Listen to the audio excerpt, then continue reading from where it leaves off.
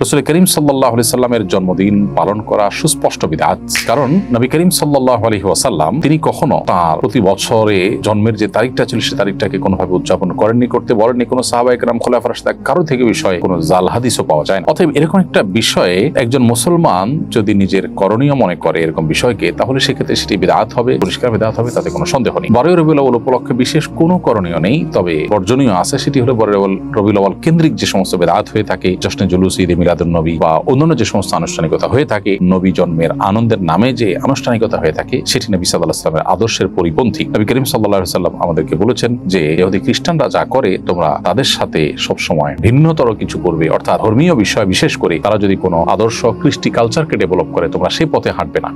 আজকে খ্রিস্টানরা তাদের নবীর জন্মদিবস পালন করছে। একটা সময় খ্রিস্টান ধর্মেও এটা নিষিদ্ধ ছিল, বাট তারা কালের আবর্তনে দেখা গেছে যে তারা পেগানদের বা প্রকৃতি পূজারীদের, অগ্নি পূজকদের কাছ থেকে এই জিনিসটা ধার করে নিয়েছে এবং আমরা তাদের থেকে ধার করে নিচ্ছি। অতএব আমাদেরকে নবী সাল্লাল্লাহু আলাইহি ওয়াসাল্লামের জন্মদিবস কেন্দ্রিক কোনো আনুষ্ঠানিকতায় আমাদের অংশগ্রহণ করা জায়েজ নয়। তাছাড়া 12 রবিউল আউয়াল এই দিনটিতে নবী সাল্লাল্লাহু আলাইহি ওয়াসাল্লামের জন্ম হয়েছে কিনা সেটা নিয়ে ইতিহাসবিদদের মধ্যে নানাবিধ মত আছে। নবী সাল্লাল্লাহু আলাইহি ওয়াসাল্লামের রবিউল আউয়ালে মৃত্যু হয়েছে এবং এই তারিখে মৃত্যু হওয়ার কথাও অনেক ইতিহাসবিদরা বলেছে, যদিও এই বিষয়টা নিয়েও নানা মতভেদ আছে। তাদের কাছে, সাহাবীদের কাছে আসলে এই দিবসগুলোর উদযাপন খুব একটা গুরুত্বপূর্ণ বিষয় ছিল না বলেই এই তারিখ সংরক্ষণ করার পরে তাদের এত বেশি গুরুত্ব তারা করতেন না।